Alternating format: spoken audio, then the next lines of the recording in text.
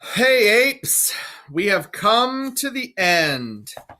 It's time to finish out King Lear and just finish the play, and it's a tragedy. People are going to die. So, this is Act 5, Scene 3. So, let's get going. So, enter in conquest. Armies start marching. Edmund is marching at the head. Lear and Cordelia are captured. They are prisoners, so they are tied with their hands behind their back. All right. Edmund says, some officers take them away. Good guard until their greater pleasures first be known that are to censure them. And then Cordelia speaks to Lear. We are not the first who with best meaning have incurred the worst. For thee, oppressed king, I am cast down. Myself could else outfrown false fortune's frown. Shall we not see these daughters and these sisters? Then Lear, no, no, no, no. Come, let's away to prison. We two alone will sing like birds in the cage. When thou dost ask me a blessing, I'll kneel down and ask of thee forgiveness. So we'll live and pray and sing and tell old tales and laugh at gilded butterflies and hear poor rogues talk of court news, and we'll talk with them too. Who loses and who wins, who's in and who's out. We'll take upon the mystery of things as if it were God's spies, and will wear out in the walled prison packs and sects of great ones that ebb and flow by the moon. So Cordelia says, I want to see our accusers. I want to see the sisters. And Lear's like, no, let's go to prison and we'll just have an awesome time in prison. Like, we'll just hang out and we'll talk about all the rumors that we're hearing about what's happening in the kingdom, and we won't have any pressure, right? We won't have to be up in charge in the public eye. We'll just be with one another and we'll just enjoy the rest of our lives. That's what Lear wants now. Edmund, take them away. Upon such sacrifices, my Cordelia, the gods themselves throw incense. Have I caught thee? He that parts us shall bring a brand from heaven and fire us like the foxes. Wipe thine eyes. The good years shall devour them, flesh and fell, ere they shall make us weep. We'll see 'em starved first. Come. So Lear and Cordelia exit to go have their wonderful life in prison. Edmund calls a soldier. Come hither, captain, hark. He hands him a paper.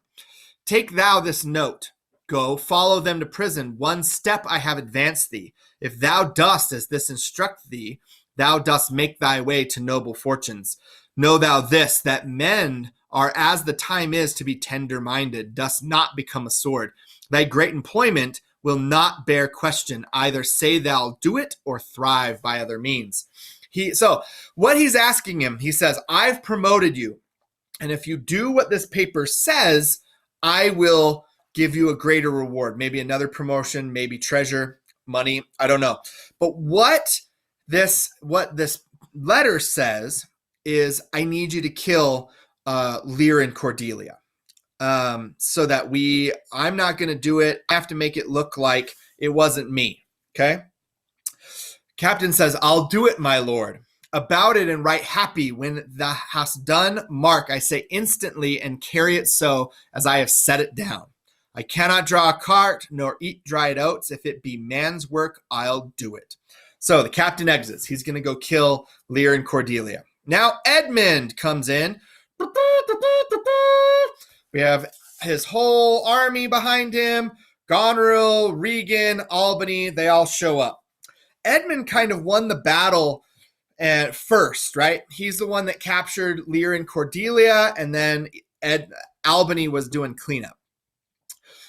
Sir, you have showed today your valiant strain, and fortune led you well. You have the captains who were the opposites of this day's strife. I do require them of you, so to use them as we shall find their merits, and our safety may equally determine. So he demands the captives, which is his right, because Cornwall's dead, so Albany's king. He's in charge. Edmund's just Earl of Gloucester, and he's just posturing to try to become higher. Edmund, sir, I thought it fit to send the old and miserable king to some retention and appointed guard, whose age has charms in it, whose title more to pluck the common bosom on his side, and turn our impressed lances in our eyes, which do command them. With him I sent the queen, My reason all the same, and they are ready tomorrow at further space to appear where you shall hold your session. At this time we sweat and bleed. The friend hath lost his friend, and the best quarrels in the heat are cured by those that feel their sharpness. The question of Cordelia and her father requires a fitter place. So he lies, and he says, what I decided to do was I decided to put them off to the side, guard them, put them up in a prison so that they cannot turn our own soldiers against us. Because some of our soldiers will see Lear and Cordelia and have pity on them, and then we might have another rebellion. Because essentially what we were doing in this battle was brother against brother, right? It's like the Civil War, that we knew the people we were fighting against. All right, so Albany says, sir, by your patience, I hold you but a subject of this war, not as a brother. That's as we list. To grace him, methinks our pleasure might have demanded, ere you had spoke so far, he led our powers, bore the commission of my place, and person which immediacy may well stand up and call itself your brother. He says, you don't have the right to make that decision. You are leading Cornwall's army, but you are not the Duke of Cornwall. So you don't have the ability to do that. And Regan comes to his defense and says he had to make a quick decision to make sure nothing happened. And this last line is good because she says, we need to make him our brother. We need to bring him in, and I need to marry him so that he can have this power. Not so hot. In his own grace he doth exalt himself more than in your addition. She says, he doesn't need you. In my rights by me invested, he compeers the best. So she says, he should be married to me. That were the most if he should husband you. Jesters do oft prove prophets. Holla, holla, that eye that told you so looked so asquint. So they're essentially fighting over Edmund right here. Lady, I am not well, else I should answer from a full flowing stomach. All right, so now Regan is starting to feel sick. And every year I teach King Lear, I have students that go, she's pregnant. And I go, oh boy, who's your biology teacher? You don't know how pregnancy works. No, she is not pregnant. There's not been enough time for her to start feeling morning sickness from being pregnant, right? That comes, this is days that this is all transpired. You cannot have morning sickness that quickly. So she isn't feeling well, and there's something else that's making her not feel well. We'll get to it. So she speaks to Edmund. General, take thou my soldiers, prisoners, patrimony, dispose of them of me. The walls is thine. Witness the world that I create thee here, my lord and master. Goneril still fighting with him. Mean you to enjoy him? The let alone lies not in your goodwill, nor in thine, lord. Half-blooded fellow, yes. He's getting mad at Edmund now, right? Regan, let the drums strike and prove my title thine. Stay yet, hear reason. Edmund, I arrest thee on capital treason, and in thine attaint this gilded serpent. He points to his wife. For your claim, fair sister, I bar it in the interest of my wife. 'Tis she is subcontracted to this lord, and I, her husband, contradict your bonds. If you will marry, make your loves to me. My lady is bespoke. All right, we're going to highlight. So he says, I know what you did, because he read that letter that Edgar gave him. He says, I know what you were trying to do, and I know what Goneril was trying to do. An interlude. Thou art armed, Gloucester. Let the trumpet sound, and if none appear to prove upon thy purpose, thy heinous manifest and many treasons, here is my pledge. So he takes off his glove and he throws it down. This is the start of this trial by combat, right?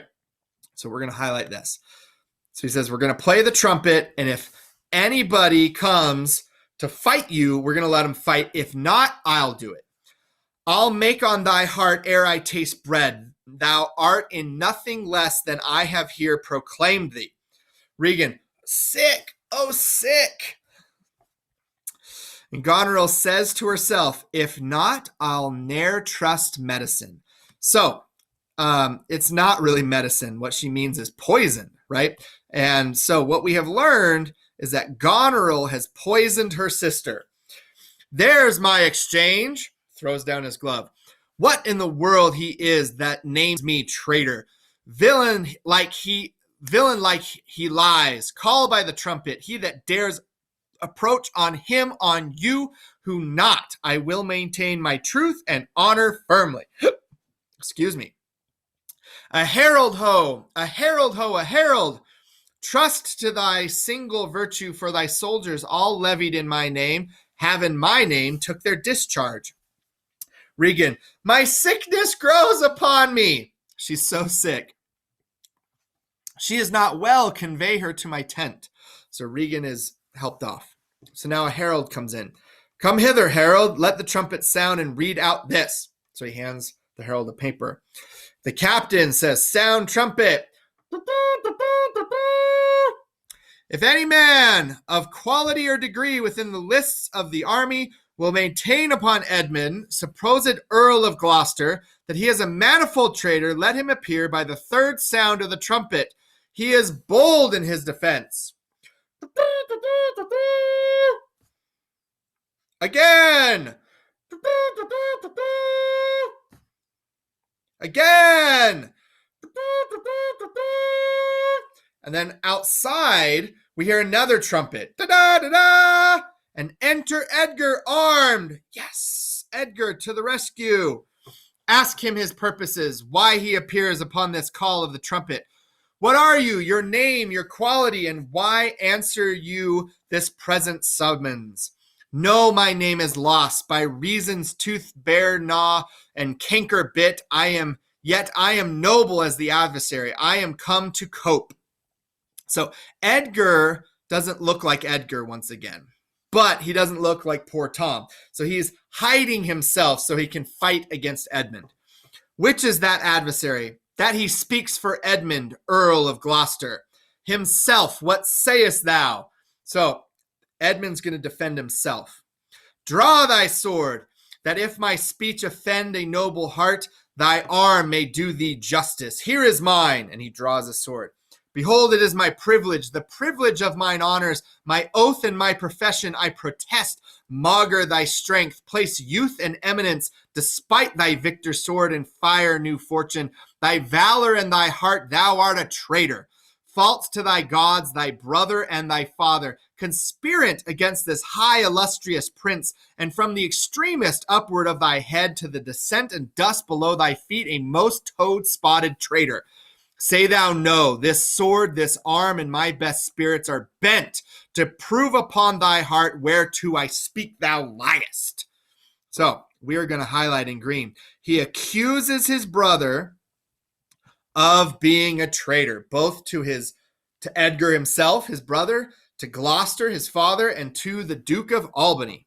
In wisdom I would ask thy name, but since thy outside looks so fair and warlike, and that thy tongue, some say of breeding, breathes, what safe and nicely I might well delay by rule of knighthood I disdain and spurn.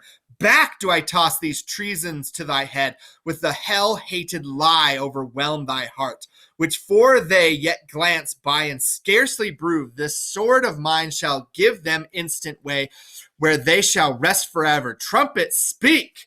So now he draws his sword and they start fighting. Ching, ching, ching, ching. It's a big old sword fight. Ching, ching, ching, ching. And then Edgar stabs his brother and Edmund falls wounded. So now Albany to Edgar. Save him, save him. This is practice, Gloucester. By the law of war, thou wast not bound to answer an unknown opposite. Thou art not vanquished, but cozened and beguiled. So Goneril says, you messed up, Edmund. It is your fault that you just got hit. Shut your mouth, dame, or with this paper shall I stopple it. Ooh, he's telling his wife to shut up. Hold, sir. Thou worse than any name, read thine own evil. No tearing, lady, I perceive you know it. Say if I do, the laws are mine, not thine. Who can arraign me for it? She says, you can't get me in trouble because I am the king's daughter. Most monstrous! Knowest thou this paper? Ask me not what I know. And she runs off. She exits. So Albany says, go after her. She's desperate. Govern her. And the soldier leaves. Edmund, what have you charged me with that I have done? And more, much more. The time will bring it out. 'Tis past, and so am I. But what art thou? Thou hast this fortune on me. If thou art noble, I do forgive thee. So Edgar comes and kneels next to his brother. Let's exchange charity. I am no less in blood than thou art, Edmund, if more and more than hast wronged me. My name is Edgar, and thy father's son. The gods are just, and of our pleasant vices make instruments to plague us. The dark and vicious place where thee he got cost him his eyes. So he says, I'm your brother, and I'm going to forgive you for what you did. You did bad things, but now you're going to die, so I'm going to forgive you. Thou hast spoken right. 'Tis true. The wheel has come full circle. I am here. So Edmund acknowledges that what he did was wrong right here. And he says, I deserve this. Methought thy very gait did prophesy a royal nobleness. I must embrace thee. Let sorrow split my heart if ever I did hate thee or thy father. Worthy prince, I know it. So they're all forgiving each other, right? Where hath you hid yourself? How have you known the miseries of your father? By nursing them, my lord. List a brief tale, and when 'tis told, oh, that my heart would burst, the bloody proclamation to escape that followed me so near. Oh, our lives' sweetness, that we, the pain of death, would hourly die rather than die at once, taught me to shift into a madman's rags, to assume a semblance that the very dogs disdained, and in this habit met I my father with his bleeding rings, his eyes. Their precious stones new lost, became his guide, led him, begged for him, saved him from despair. Never, O fault, revealed myself to him until some half hour passed when I was armed. Not sure, though hoping of his good success, I asked his blessing, and from first to last told him our pilgrimage. But his flawed heart, alack too weak, the conflict to support, twixt two extremes of passion, joy, and grief, burst smilingly. All right, so Edgar tells the story, where he's been, what he's been doing, and at the end, he says, I revealed to my father, right before I came here to fight my brother, who I was, and he was so happy and upset at the same time that he had a heart attack and he died. So now Gloucester is dead, okay?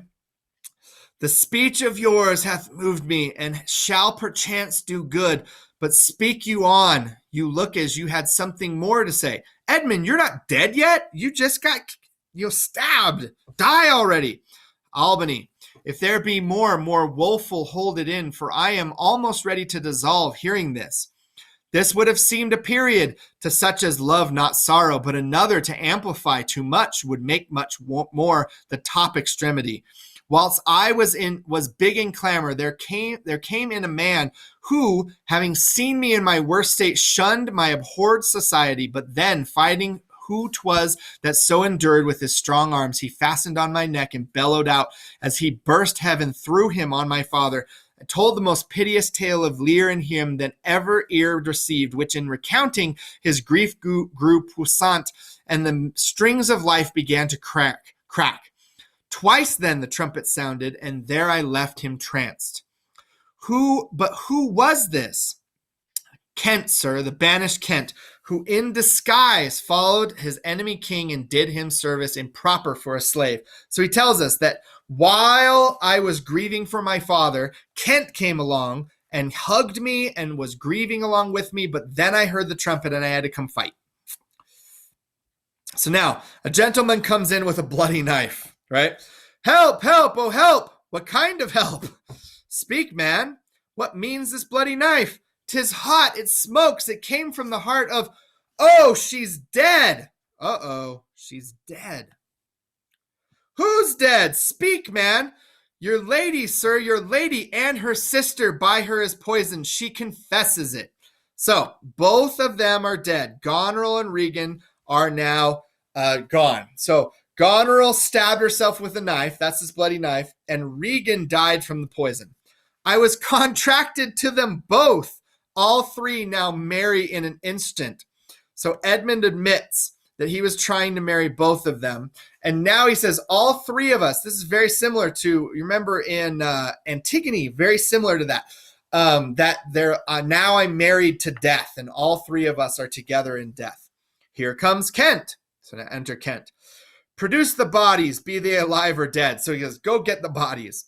Great. Let's have a big old pile of bodies in this room. This judgment of the heavens that makes us tremble touches us not with pity. Oh, is this he? The time will not allow the compliment which very manner urges. I am come to bid my king and master I good night. Is he not here? Great thing of us forgot. Speak, Edmund, where's the king and where's Cordelia? So now Goneril and Regan's bodies are brought out and dropped off. Seest thou this object, Kent? Alack, why yes, why thus? Yet Edmund was beloved, the one the other poisoned for my sake, and after slew herself. We're going to highlight that because that's plot stuff as well. Even so, cover their faces. I pant for life, some good I mean to do, despite mine own nature. Quickly send, be brief in it to the castle, for my writ is on the life of Lear and on Cordelia. Nay, send in time. So he says, I'm dying, but I'd like to do one good thing before I die. Maybe there is this hope that he won't go to hell when he dies. He says, go to the castle. I wrote and I told somebody to kill Lear and Cordelia, and if you hurry, you might be able to catch them. Run, run, oh, run! To who, my lord? Who has the office? Send thy token of reprieve. Well thought on. Take my sword, give it to the captain. He says, here, take my sword. The captain will know it's from me, and he'll stop. Okay? So Edgar to a soldier, haste thee for thy life. And so the soldier exits with Edmund's sword. He hath commission from thy wife and me to hang Cordelia in the prison and to lay the blame upon her own despair that she forbid herself. So he says he was going to hang Cordelia and then make it look like a suicide. The gods defend her. Bear him hence a while. So Edmund is carried off now. He's going to go die. So now enter Lear with Cordelia in his arms. Howl, howl, howl. Oh, you are men of stones. Had I your tongues and eyes, I'd use them so that heaven's vault should crack. She's gone forever. I know when one is dead and when one lives. She's dead as earth. Lend me a looking glass. If that her breath will mist or stain the stone, why then she lives. So Cordelia's dead and Lear feels awful about it, right? This is his realization that everything's awful and he is at fault. And he says, I know when one is dead, but just in case, let's check and make sure, and let's see if Cordelia is dead.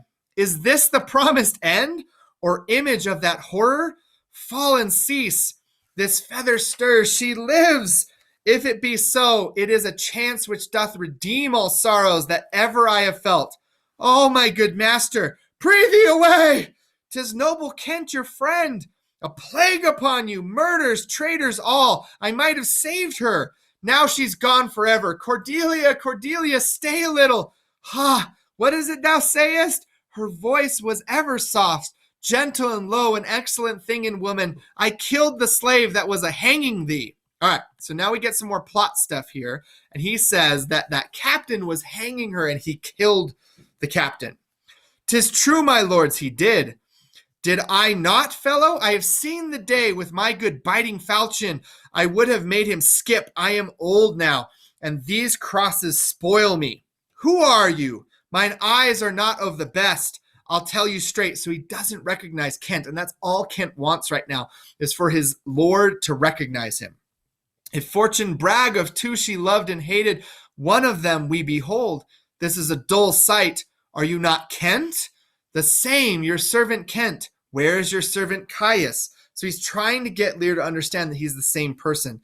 He's a good fellow, I can tell you that. He'll strike and quickly too. He's dead and rotten. So Lear doesn't understand. No, my good lord, I am the very man. I'll see that straight. That from you your first of difference and decay have followed your sad steps. You're welcome hither. Nor no man else, all cheerless, dark, and deadly. Your eldest daughters have fordone themselves and desperately are dead. Aye, I think so. he knows not what he says, and vain is it that we present us to him. So they're like, he's crazy again. He doesn't get, he's so old, he doesn't recognize people.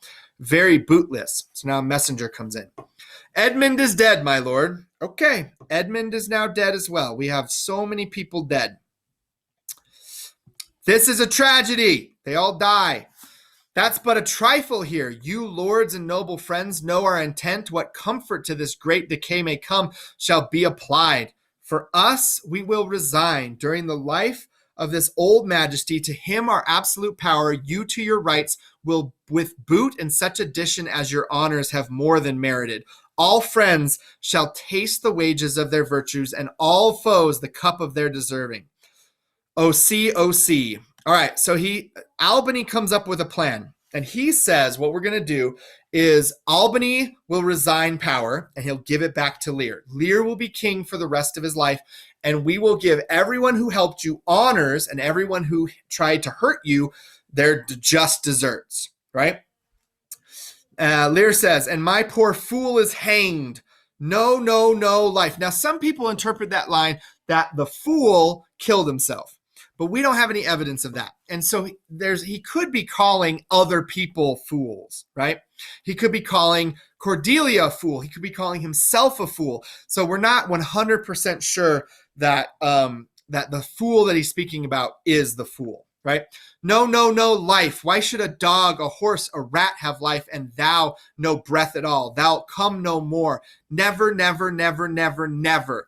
Pray you undo this button. Thank you, sir. Do you see this? Look on her. Look her lips. Look there. Look there. And then he dies. Okay? So he has some sort of heart attack or something. He falls down dead. He faints. Then he goes to Lear and shakes him. My lord, break heart, I prithee, break. Look up, my lord.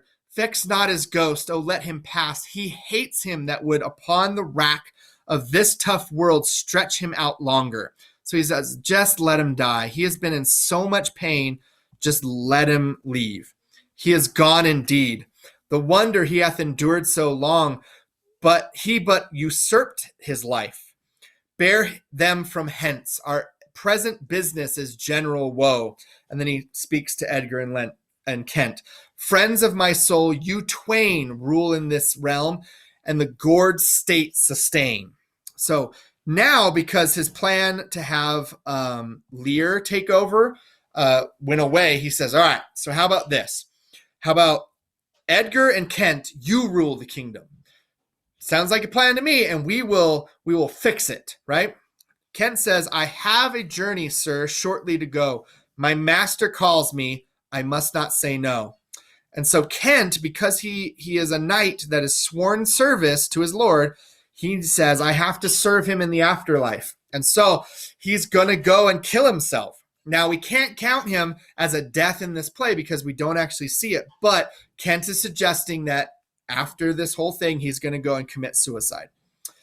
Edgar gives us our final lines. The weight of this sad time we must obey. Speak what we feel, not what we ought to say. The oldest hath borne most. We that are young shall never see so much nor live so long.